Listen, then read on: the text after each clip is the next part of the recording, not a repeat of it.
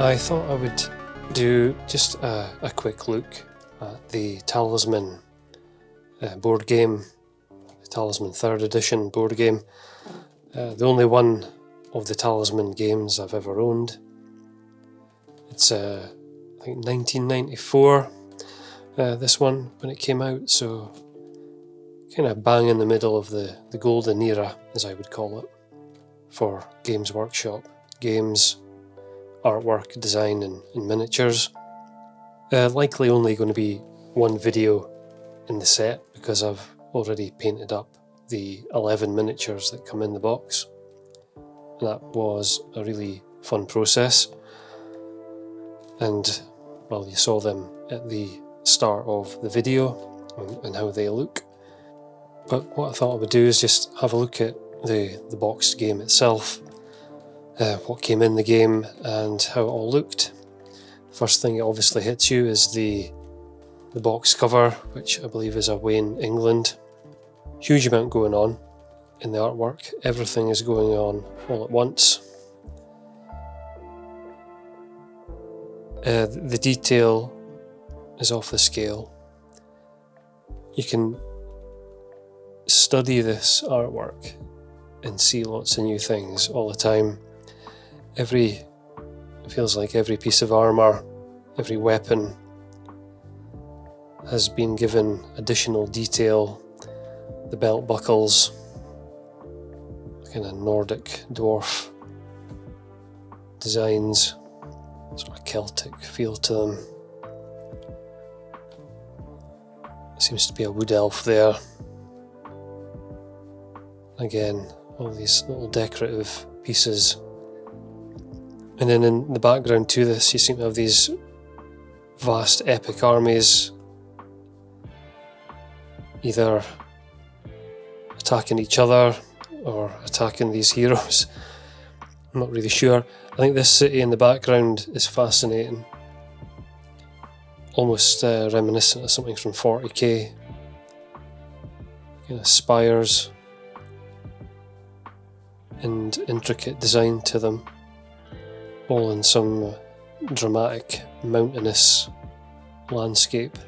And of course in the centrepiece is the red dragon there, being attacked by a barbarian, a couple of three dwarves, is it? A wizard, elves, all sorts going on. In the game there for 2 or more players aged 12 to adult, so you can have quite a few people playing at the same time in what is, I believe, to be more of a board game style game rather than a miniatures war game, for example, like fantasy battles. Components, I've got them all kind of bagged up. All very colourful, all very board game like. These pieces can be used to track some of your stats for your characters, with a few different colours that correspond to the character cards. Tokens for various things. Your alignment can change during the game, so you can track that. You can be turned into a toad. The miniatures, so this is now a spare Minotaur, still effectively on the sprue with the injection points. So having painted one, which was what happens to be my Warhammer Quest set, I've got 2 more to do that are ready to go and primed, so this can be a spare. Bases that I didn't use because I wanted them all in square bases. 6 dice, standard looking dice. A large stack of adventure cards, which much of the game is based around turning these over and finding out what happens. All illustrated, not by Wayne England. This is a different style of artwork for the actual game pieces and the board, which isn't particularly to my taste. It's still well done, of course, but it definitely stands out from the other examples of artwork done at the time. But I mean, I literally don't know all the different options here, all the different adventure card scenarios and monsters that can be drawn, which is a good thing about the game.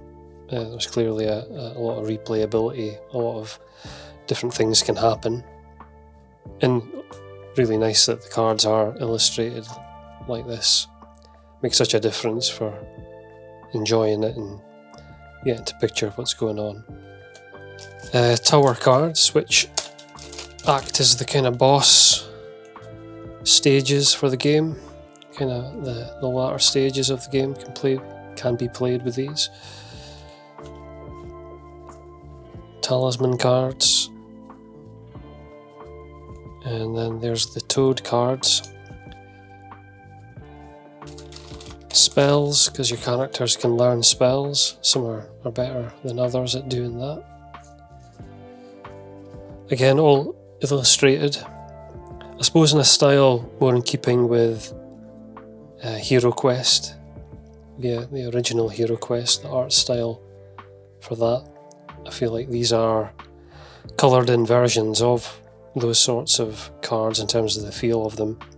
The surrounds that have been created are very reminiscent of Hero Quest. Not the same artist, I believe, that did Hero Quest. But yeah, nice to have all of those full colour and illustrated. A deck for purchasing items. Again, quite a large deck of cards. The infamous broadsword and other weapons and armour, which give you various status effects. Coins, plastic coins that you can earn through playing the game to buy things with, stamped with the Games Workshop crest. Probably legal tender in Nottingham. Different values. You see, if you were really dedicated to the game, you would paint all these weathered edge highlights. And then the character cards. Again, nice, thick card that these things are on, quite durable feel to them. And what I like about them is the fact that they do have the studio painted miniature photography on each one. Just helps as a painter to have these as references. So the Skaven, the Barbarian, and they've all got special abilities listed on here. The Wizard, not Gandalf, Dwarf Warrior. And these are all great sculpts to use for your Warhammer armies as maybe special characters or leaders in a unit, champions and things like that. The Warrior, which to me would be the Barbarian, but they named that one the Warrior. I think, they could have called him Conan, but calling that one the Barbarian and that one the Warrior, I think you could have swapped that naming. The Swashbuckler, great character. The Minotaur, Minotaur. The Knight Templar. Goblin Fanatic. The Wood Elf, ideal for your Wood Elf Archers unit as a champion or just the leader. And then the Ranger. And then let's have a look at the rules. So the rules are produced on what is effectively one sheet of A3, 3 sides of A4. So not a huge amount of rules, which again confirms it as a tabletop game that you could quite easily drop into without too much fuss. Largely this is just covering the components, and then you get into setting up the game, understanding the character cards, And then the actual playing the game section is here with movement and encounters. And then the explanation of how the adventure cards work. How to resolve attacks with your battles. They can be physical battles or psychic combat. You gain experience points, and then some of the other things that you have to worry about. So not a lot to take in, which is good. It's nice to have games which don't have multi-page manuals. Yeah, so there's the artwork for the front of the how to play. It's obviously more illustrative than the box cover. Still nice. You can see all the ink work, little hatchings and texture added. Like this whole stormy sky is made up with hundreds of little strokes of the pen to give the effect. And then a nice to have here, the Talisman How to Paint Your Models booklet, telling you what equipment you will need, how to prepare, getting started, mixing paints, and the classic stage by stage guide. There's usually a huge jump from stage 3 to stage 4. It's not that bad here. You can almost see the movement here from just a set of base colours, and then perhaps the shading with inks at the time, and then the highlights. You can kind of see how it's been done. And then some little extra tips here and there, which is nice. Yeah, the back page, tips on how to do all of them. That's nice to see. I wasn't really referring to this when I painted the miniatures. I was, literally just had that sitting in front of me with my paints in front and just looking at this and trying to match it in some way. I mean, that was the technique that I used. There's also a World of Hobby Games booklet in there, the biggest booklet in the box, which is aiming towards what looks to be 5th edition for fantasy battles there, the artwork. And then the board itself, if I can see all that in one shot pretty much. So fully illustrated and coloured in the same style as the various cards that come with the game. It's pretty busy when you sit miniatures on this. When you put a miniature on here, it's not going to stand out too much on the board. That's just the nature of playmats and games where there's very strongly detailed and painted tiles and such like. But in terms of getting going with the game, yeah, you would randomly take a character card. So in this case the wizard, obviously good alignment, and you start in the chapel. So that would put you down into the corner there, and there would be some other starting things to get set up. Roll a dice and then move that many squares in either direction, and then resolve whatever happens when you land on a square. Taking an adventure card, and well, here you've met a monster, a gorilla in the plains, so now you have to fight the gorilla, and it goes from there. So I'd certainly recommend getting a hold of the game if you can. It's maybe getting harder to pick these things up. Obviously with the miniatures would be the main thing for me as a collector painter. Really recommend it. Painting those 11 different miniatures just one by one was something that I really like doing. You don't often get that. You're often painting maybe numerous miniatures at the same time, sometimes even duplicates. So it's quite a treat just to take your time and paint individual miniatures one by one. Not very efficient, of course, doing that, but enjoyable nonetheless, and you learn a lot because when you're trying to match what you see in the studio paint job, you're having to tackle all sorts of different things, the different colours that you may not normally use, the wizard on his cloak with the little stars and moons and things like that, just giving it a go. Most of them seem to have some sort of pattern beyond just painting an area one colour, so the ranger's trousers with that yellow and blue stripes.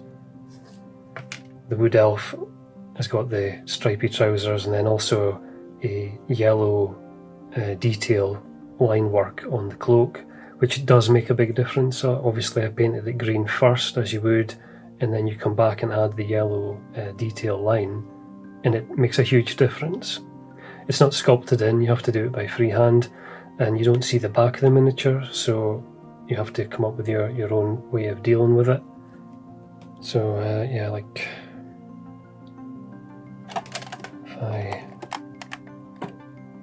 if I turn this round, maybe you can see it.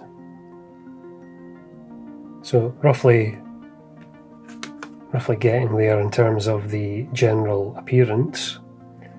The lighting, there's shots of all these miniatures on my Instagram, but on the back obviously you don't get shown that, so I just went and did what is a simple effect where the line work carries on over the shoulder, down the bottom of the cloak and back up again, and then a bit on the hood, and it's hard to explain, but it just lifts it from being just a plain green cloak. You start to understand why the good painters do what they do by trying to copy them. It's the way to do it. So when I paint my wood elf archers, I would maybe look to do something like that. Maybe you'd want to reserve these kind of touches for the command miniatures, the leaders, but it may be nice to do it. And they take the time to do things like that, like add in a red stripe around the top of the bow and at the bottom as well. Around the top of the boots there's a yellow stripe there. It's not sculpted in, it's just this kind of extra thing that gets added in. A little bit freehand on the quiver with an elven symbol. So you are being forced and pushed to try new things by trying your best to match these, and you will get better. Your confidence levels increase with painting. The more you do it, the more you try and achieve these sorts of things. Yeah, the Goblin Fanatic, so it's not just painted black, the cloak and the hood. There's the yellow flame pattern, there's the checkers around the skirt, around the top of the sleeve. There's a band of checkers at the end of the hood. So you have to try and do that. The checkers for me were always going to be the most intimidating part, especially, on the Minotaur here, there's 3 main areas of checkers. And not only that, the checkers on the gloves have this kind of triangle design to them. Yeah, so I've tried to accomplish that. I've gone in and tried to add those checkers, and there is no cheat method or quick way. You'll see videos announcing on YouTube, announcing ways to do these sorts of things. You've just got to do it. It sounds silly, but do the black first, solid, and then go in with white. Use Ulthwyn white or Ulthwan white, because it's got a nice pigment in it, and it flows better than some of the other whites. And just start drawing in white squares, and then you can go back and tidy up with black to try and neaten up the white edges, and then you can go back with the white and try and neaten up the black edges, and just go back and forth like that until you work your way around and get something near it. I did take the base off of the Minotaur.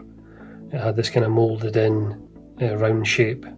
I've changed that to the 40mm base, just so it's more useful for other games. The swashbuckler has this emblem on the breastplate there.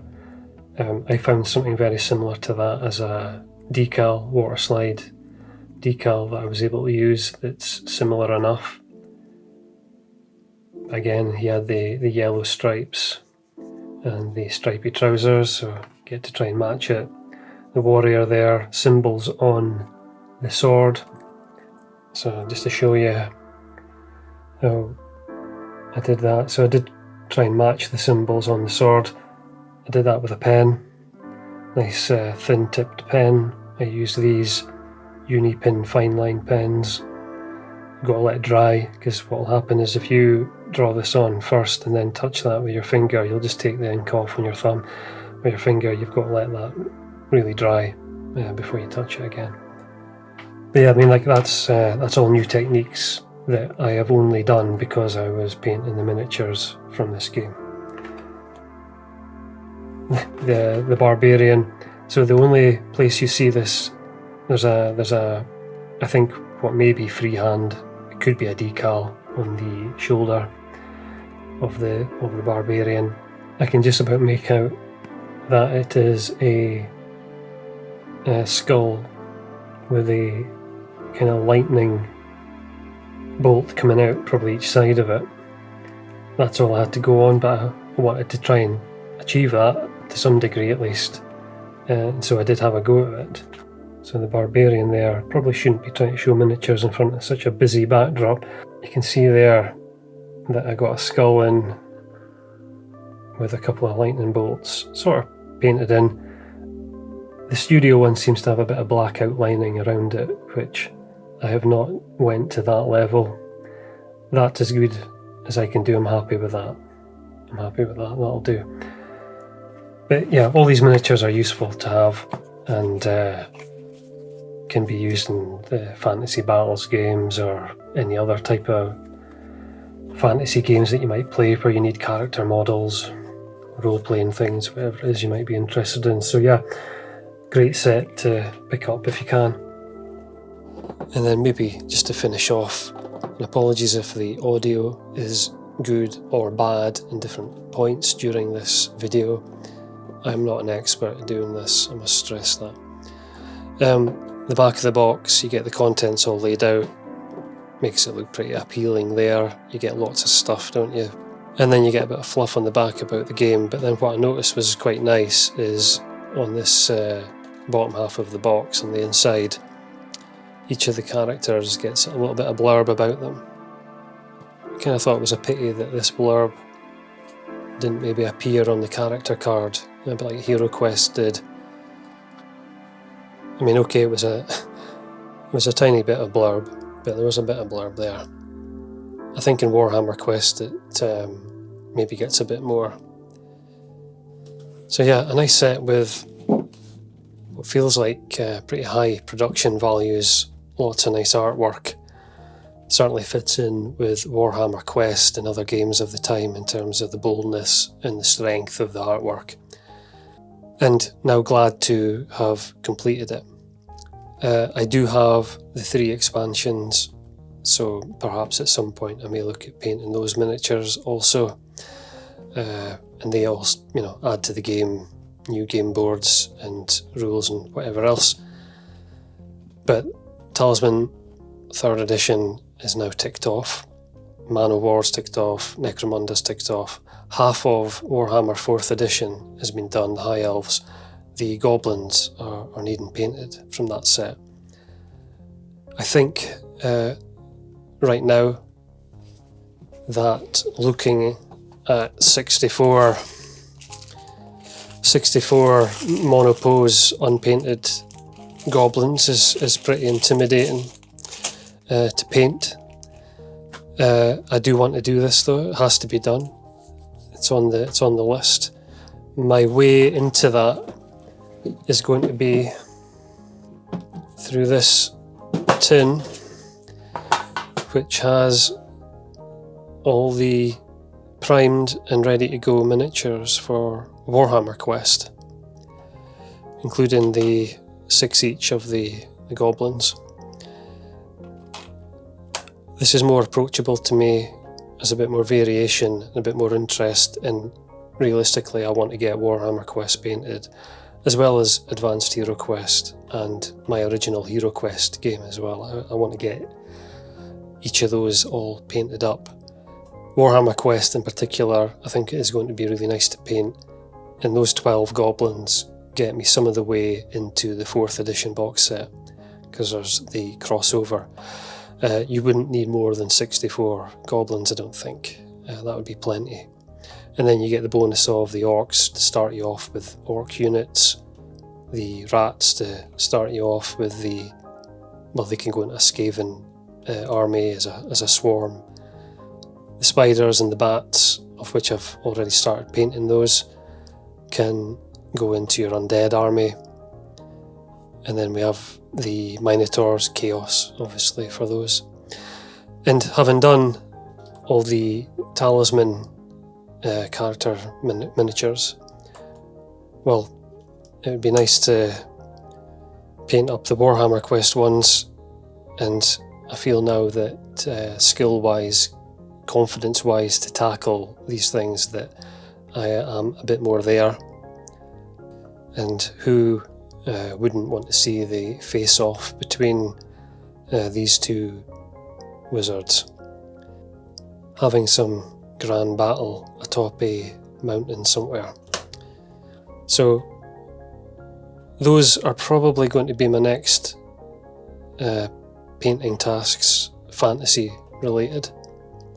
I'm going to get into these and would love to see Warhammer Quest painted. I think next on the channel though, I'll be returning to the 40k stuff. I'm going to paint up those mutants which are sitting and needing painted to complete that series that I was doing of kit-bashed miniatures. And then obviously I've got plenty of kit-bashing to do for my Ash Wastes shantytown type setting, and lots of things associated with that I want to get really into. So anyway, as a Talisman video, and apologies for the diversion, that's that done, and thanks very much for watching the video.